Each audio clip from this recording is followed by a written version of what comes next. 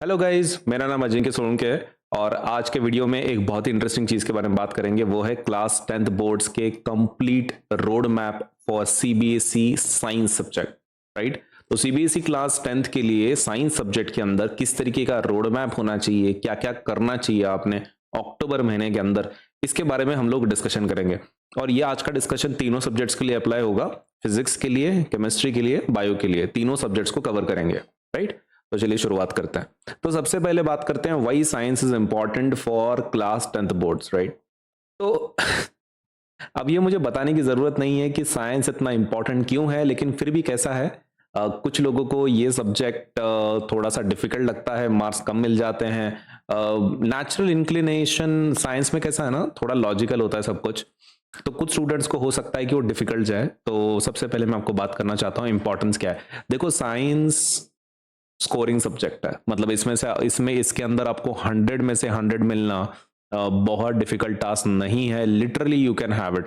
मतलब कैसा है ना, कभी कभार अभी लैंग्वेज में जैसे होता है, इंग्लिश में आपको पता नहीं चलता है मार्क्स क्यों कटे हैं। मतलब आप लिखते तो हो आपके हिसाब से, you think it is best, what ever the answer your return is proper, but जब एक चेक होके आता है पेपर तो उसके अंदर मिलते नहीं उतने मार्क्स।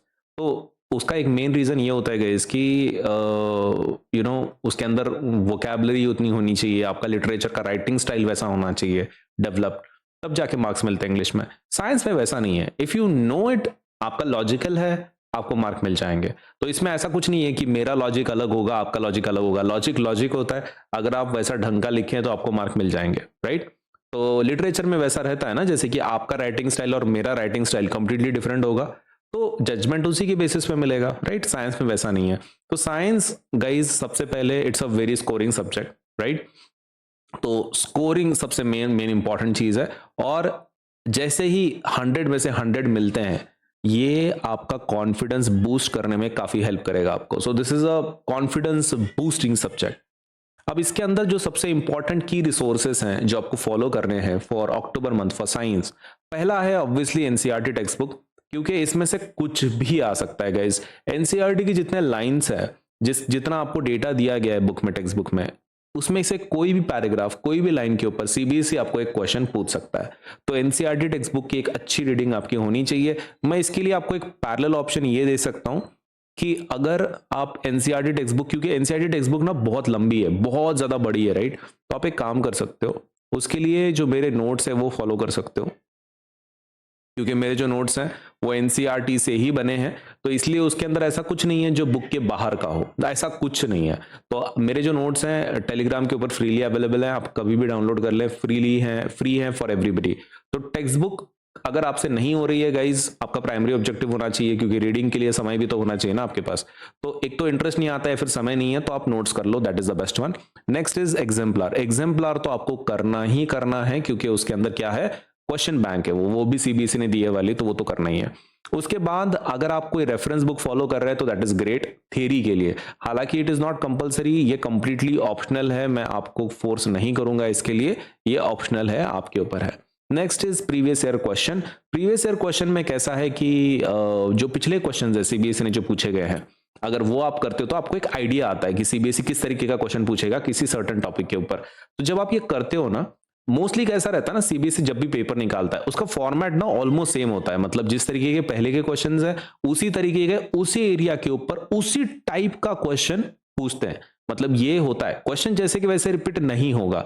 ये ऐसे आजकल, मतलब पिछले अगर 3 साल के अगर आप पेपर देखें, क्वेश्चन जैसे कि वैसे रिपीट कभी नहीं होंगे गाइस। उसके लिए प्रीवियस ईयर क्वेश्चन नहीं करने हैं हम, उसको पीवाईक्यूज क्यों क्यों कर रहे हैं, वो इसलिए ताकि जो भी हमने पढ़ा है अभी तक एनसीईआरटी टेक्स्ट बुक से, एग्जाम्पलर से, तो हम मैच करने की कोशिश कर रहे हैं कि सीबीएसई के क्वेश्चन हम लोग सॉल्व कर सकते हैं कि नहीं। तो उसके लिए पीवाईक्यूज को करना है, और आपको एक सेट पैटर्न आपके दिमाग में फिट हो जाएगा फिर कि सीबीएसई किस तरीके से क्वेश्चन पूछता है। तो टेक्स्ट बुक एग्जाम्पलर, इसके अलावा ये कंपलसरी चीज है गाइज, ये ऑप्शनल नहीं है, it's a very compulsory thing. कौन सी? Previous year question. Next is online resources. आप अनअकैडमी के स्पेशल क्लासेस कर सकते हैं, राइट। मेरे बहुत सारे स्पेशल क्लासेस है, वन शॉट्स होते हैं संडे को, या फिर प्लस क्लासेस अगर आपने सब्सक्रिप्शन लिया है तो वो, या फिर अनअकैडमी के यूट्यूब क्लासेस। इसमें से कोई भी आप एक कर लो आपके हिसाब से। मतलब अगर आप फ्री करना चाहते हो तो आप स्पेशल यूट्यूब के ऊपर फोकस कर सकते हैं, अगर आप पेड क्लासेस के लिए जाना चाहते हो तो प्लस वाले कर सकते हो। तो मतलब डिपेंडिंग अपॉन आप कौन सा सपोज मतलब प्लान के लिए जा रहे हैं, फ्री रिसोर्सेस या फिर पेड रिसोर्सेस, आपके ऊपर है। तो लेकिन मेरे हिसाब से पेड रिसोर्सेस में आपको ज़्यादा फायदा मिलेगा, क्योंकि उसके अंदर रेगुलर क्लासेस होती है रोज। स्पेशल क्लासेस यूट्यूब का कैसा है कि उसके अंदर जो क्लासेस का फ्रिक्वेंसी है वो थोड़ा कम है, तो that is the only disadvantage. बाकी आपके ऊपर है, ये कैसा है ना, ऑलरेडी स्कूल में हो जाता है, बट मेरे हिसाब से you should focus on this, क्योंकि ये आपके टाइम के हिसाब से आप कंप्लीट कर पाओगे। तो ऑनलाइन रिसोर्सेज का वही फायदा है, आपके टाइम टेबल के अनुसार आप कंप्लीट कर सकते हो। Next is how to manage time table. Time table को मैनेज करने के लिए ना गाइस, आपको सैंपल डेली मतलब एक 2 से 3 घंटा रोज पढ़ना पड़ेगा। दैट इज रोज का टाइम टेबल में होना चाहिए। Importance of maintaining a balance between theory and practice. देखो बहुत सारे बच्चे क्या करते हैं ना, थ्योरी पढ़ लेते हैं लेकिन प्रैक्टिस नहीं करते। तो सबसे पहले क्या करना है, रोज 2 से 3 घंटे होने चाहिए गाइस, क्योंकि साइंस के अंदर फिजिक्स केमिस्ट्री बायो है, 3 सब्जेक्ट्स हैं। तो आपका एक काम बनता है कि 2 से 3 घंटे देना है। थियरी प्रैक्टिस रोज करनी है, मतलब सिर्फ याद करके कुछ नहीं होगा, क्वेश्चन प्रैक्टिस भी करना पड़ेगा आपको। क्वेश्चन बैंक में से एक तो एग्जाम्पलर पीवाईक्यूज इसमें से। Allocating time for text book study, notes and revision, तीनों के लिए अलग अलग समय होना चाहिए गाइस। बच्चे क्या करते हैं ना, एक समय देते हैं, उसी के अंदर नोट्स याद, उसी के अंदर क्वेश्चन बैंक, उसी के अंदर होमवर्क स्कूल का। तो ये ऐसा नहीं चलेगा, आपको अलग अलग टाइम देना पड़ेगा for different different resources, right. Next is how to study each chapter. हर एक चैप्टर को कैसे पढ़ेंगे। Concept clarity through NCERT. सबसे पहले आपका कंसेप्ट क्लियर होना चाहिए एनसीईआरटी में से, राइट। जो दिया है वैसे ही आपको पता होना चाहिए। दूसरी चीज है डायग्राम्स इन बायोलॉजी। बायोलॉजी के डायग्राम जो है आप ज्यादा से ज्यादा ड्रॉ करने की कोशिश करो और खुद से एक्सप्लेन करने की कोशिश करो। Next is reactions in chemistry. Chemistry के रिएक्शंस अगर हो गए तो केमिस्ट्री में बचता ही क्या है, थोड़ा बहुत थ्योरी, तो इसलिए रिएक्शंस के ऊपर रोज प्रैक्टिस करनी है रिएक्शंस की। Next is formulas and numerical practice in physics. देखो फिजिक्स में थ्योरी है, no doubt about it, I too agree, लेकिन फॉर्मूले अगर आपके सबसे पहले अच्छे से याद कर लो, क्योंकि मैंने एग्जाम में भी देखा है बहुत सारे बच्चों के ना फॉर्मूले याद नहीं आते हैं। मिरर फॉर्मूले की जगह पे लेंस का लिखते हैं और लेंस फॉर्मूले की जगह पे मिरर का लिखते हैं, तो वो वाली गलती हो जाती है, तो वो मत दोहराओ। फॉर्मूलेज एंड न्यूमेरिकल प्रैक्टिस दोनों आपकी अच्छे से होनी चाहिए। Next is practice exemplar questions, है ना। एग्जाम्पलर क्वेश्चंस तो वो तो करनी ही है, जैसे कि हर एक चैप्टर का पढ़ाई कैसे करना है वो दिया है यहाँ पे, राइट। तो सबसे पहले फोकस किसके, कंसेप्ट क्लैरिटी, फिर डायग्राम्स फ्रॉम बायो, केमिस्ट्री का चैप्टर है तो रिएक्शंस, और फिजिक्स के चैप्टर्स हैं तो फॉर्मूला एंड न्यूमेरिकल्स। उसके बाद एग्जाम्पलर का प्रैक्टिस एंड पीवाईक्यूज का प्रैक्टिस। उसके बाद है conceptual videos and flash cards for quick revision. आप काम कर सकते हो, देखो यूट्यूब के ऊपर ना बहुत सारे वीडियोस अवेलेबल है, इवन मेरे भी वीडियोस अवेलेबल है फॉर कंसेप्चुअल क्लैरिटी। अगर एक पर्टिकुलर टॉपिक आपको नहीं समझ में आ रहा है, जैसे कि नेफ्रॉन का समझ में नहीं आ रहा है, आप नेफ्रॉन लिख दो यूट्यूब के ऊपर, आपको हजारों वीडियोस मिल जाएंगे, उसके अंदर का कंसेप्ट क्लैरिटी करके लो खुद का। आपको क्लियर अगर कंसेप्ट नहीं है तो फिर आप एग्जाम में कैसे सॉल्व करोगे। फ्लैश कार्ड्स भी आप बना सकते हो। फ्लैश कार्ड्स मतलब क्या होता है, कार्ड्स के ऊपर आप लिख के बार बार प्रैक्टिस कर सकते हो, जैसे अपने प्ले कार्ड्स होते हैं ना वैसे, मतलब पत्तों के जैसे। तो फ्लैश कार्ड्स मतलब क्या होता है, उसके ऊपर आपको इन्फॉर्मेशन लिखनी है और उसको आप क्या कर सकते हो, रोज स्कूल में लेके जा सकते हो, किधर भी लेके जा सकते हो, जब भी आपको फ्री टाइम मिले आप उसको टर्न करके रिवाइज कर सकते हो। Next is understanding the exam format. आपको ये समझ के लेना पड़ेगा पहले कि फिजिक्स के अंदर किसके ऊपर फोकस होती है, theory, numericals and diagrams. Chemistry के अंदर किसका फोकस होता है, रिएक्शंस या फिर short points, application based questions के ऊपर होता है। बायो के अंदर diagrams, theory and definitions, right. Definitions बहुत ज्यादा इंपॉर्टेंट होता है when it comes to physics. हालांकि वो तो केमिस्ट्री बायो फिजिक्स के लिए भी है, लेकिन बायो के अंदर डेफिनेशंस कुछ ज्यादा ही इंपॉर्टेंट हो जाते हैं। Next is weightage on the topics, focus on high weightage chapters. कुछ टॉपिक्स ना ज्यादा फोकस होता है, जैसे कि बायो में अगर बात करें तो लाइफ प्रोसेसेस और रिप्रोडक्शन चैप्टर बहुत ही बड़े, मतलब उसके अंदर क्वेश्चंस आना तो एकदम, मतलब वो तो प्रोबेबिलिटी है, तो आपका ज्यादा फोकस उसी के ऊपर होना चाहिए। Next is how to revise effectively.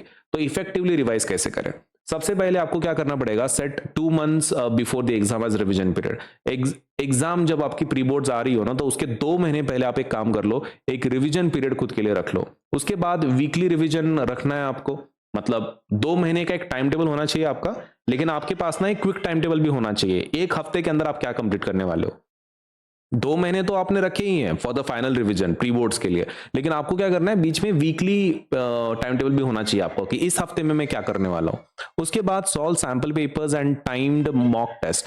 ये आपको करना है फॉर अंडरस्टैंडिंग टाइम मैनेजमेंट, कि आपका पेपर सच में आप कंप्लीट कर सकते हो कि नहीं इन द गिवन टाइम, 3 घंटे के अंदर। बहुत सारे बच्चों को क्या हो जाता है, 3 घंटे में पेपर खत्म ही नहीं होता है, तो वो आपको थोड़ा सा टाइम मैनेजमेंट के लिए ये चीज करनी पड़ेगी, ठीक है। उसके बाद आता है create summary notes and mind maps. आपको समरी नोट्स खुद के बनाने पड़ेंगे, मतलब नोट्स तो मेरे तो हैं, समरी नोट्स का क्या मतलब होता है, कुछ ऐसे पॉइंट्स की जो आपको डिफिकल्ट जाते हैं या फिर उतना ही रिवाइज करना है। देखो मान लो 10 पॉइंट्स है, 10 पॉइंट्स में से हो सकता है आपको डिफिकल्टी सिर्फ 2 पॉइंट्स में हो, राइट?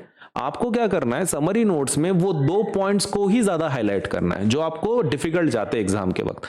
ये आपके पर्सनल नोट्स बोल के काम कर सकते हैं, ठीक है ना? तो पर्सनल नोट्स अगर तुम्हारे बनते हैं, माइंड मैप्स के ऊपर आप फोकस करते हो, तो आपका जो स्टडी स्ट्रैटेजी है वो और इफेक्टिव हो जाता है।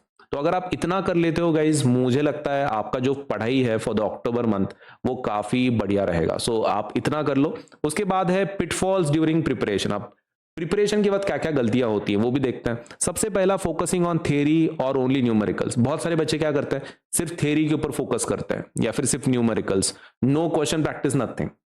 ये सबसे बड़ा गलती हो सकता है आपका। दूसरा गलती हो सकता है not practising enough diagrams, reactions and graphs. मैंने बहुत सारे बच्चों को देखा है। अब जैसे कि एक सिंपल एग्जांपल देखते हैं, सोडियम ऑक्साइड Na2O लिखें या फिर NaO लिखें या फिर NaO2 लिखें, बच्चे इसमें कंफ्यूजन में आ जाते हैं ड्यूरिंग द एग्जामिनेशन टाइम। अब तुम सोचो एग्जाम के टाइम पे ये होना चाहिए क्या डाउट कि Na2O लिखे कि NaO लिखे कि NaO2 लिखे?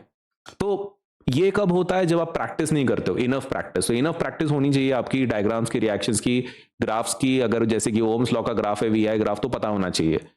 नेक्स्ट इज इग्नोरिंग PYQs और नॉट रिव्यूइंग सैंपल पेपर्स। अगर आप PYQs को इग्नोर करते हो, वो तो सबसे बड़ा गलती है आपका, क्योंकि आप CBSE का फॉर्मेट समझ के ले ही नहीं रहे हो सकता है आप क्वेश्चन बैंक सॉल्व कर रहे हो, कोई प्राइवेट पब्लिकेशन मार्केट में अवेलेबल है, आप उसका कर रहे हो, लेकिन PYQs अगर आप नहीं करोगे तो फॉर्मेट कैसे समझ में आएगा आपको? तो फॉर्मेट भी आपको समझ के लेना पड़ेगा, PYQs, राइट?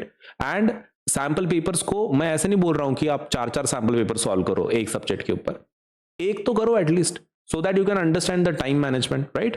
तो खाली थ्योरी फोकस करके कुछ नहीं होगा, प्रैक्टिस करना पड़ेगा आपको एक्स्ट्रा।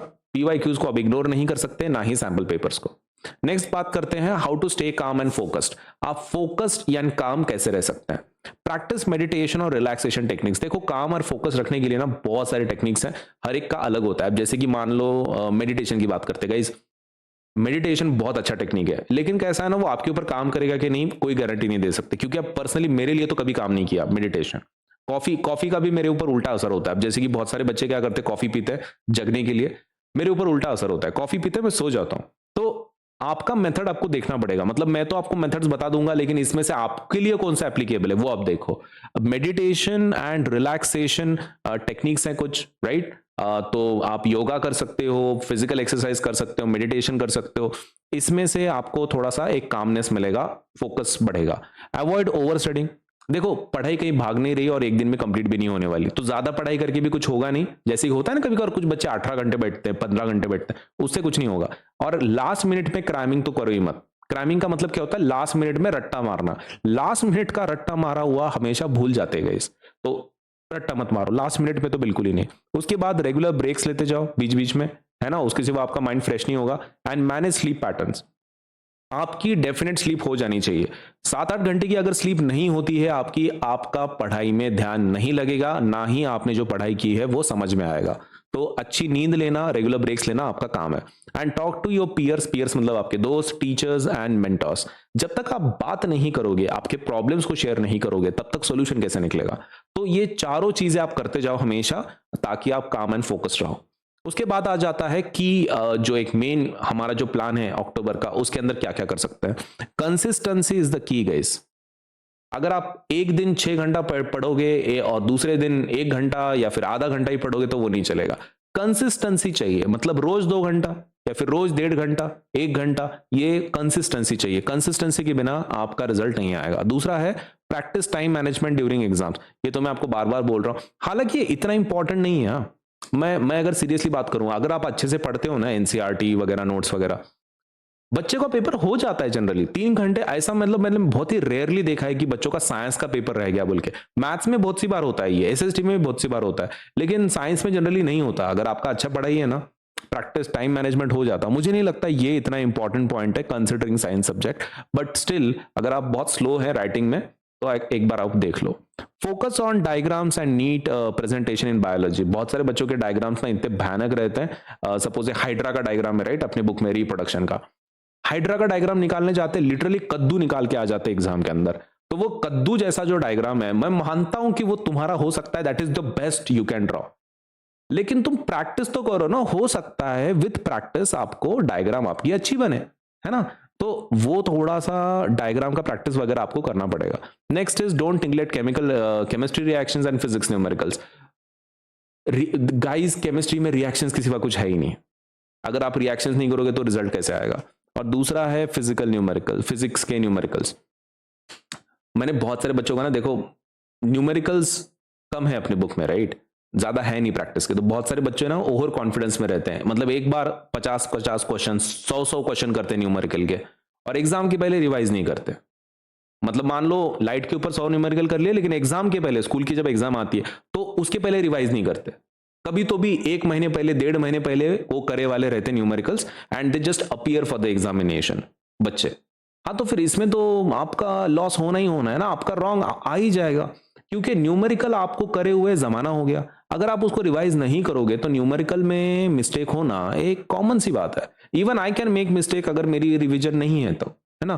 तो ये आपको ध्यान में रखना पड़ेगा कि केमिस्ट्री के रिएक्शंस एंड फिजिक्स के न्यूमेरिकल्स और बायोलॉजी के डायग्राम्स, इसका बार बार आपको रिवीजन चाहिए। आप जितनी बार करोगे उतना अच्छा। अब तुम बोलोगे कि सर कितनी बार करनी चाहिए, वो तो आपके ऊपर डिपेंड करता है ना, आपकी मेमोरी जैसे। अब जैसे कि मेरी मेमोरी स्ट्रांग है, मुझे नहीं लगती इतनी ज्यादा रिवीजन। अगर आपको ज्यादा रिवीजन की जरूरत पड़ती है, राइट, मैं वन टाइमर हूं, एक बार पढ़ लिया मेरे को याद हो जाता है, लेकिन अगर आप वैसे नहीं हो, आपको बार बार उसको पढ़ना पड़ता है just to keep that point in mind, तो आपका काम है फिर बार बार करना। हफ्ते के अंदर एक बार, 2 हफ्ते के अंदर एक बार, मतलब at least after 14 days, after 7 days. तो आप एक पैटर्न बनाओ कि आपको रिपीट कब करना है सब कुछ।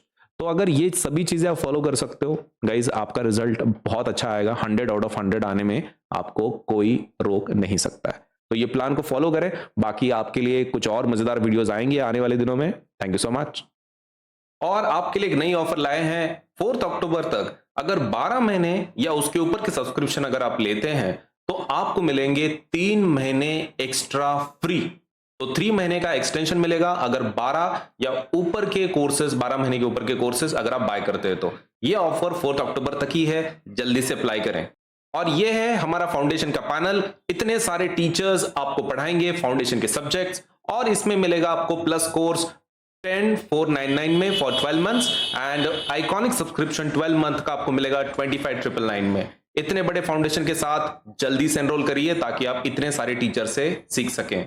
और आपको नए बैचेस मिलेंगे 6,999 में। 9 महीने का सब्सक्रिप्शन सिर्फ 6,999 में। 2 बैचेस जिसमें आएंगी ऑल स्टार्स बैच एंड मंजिल बैच। जल्दी से अप्लाई करें।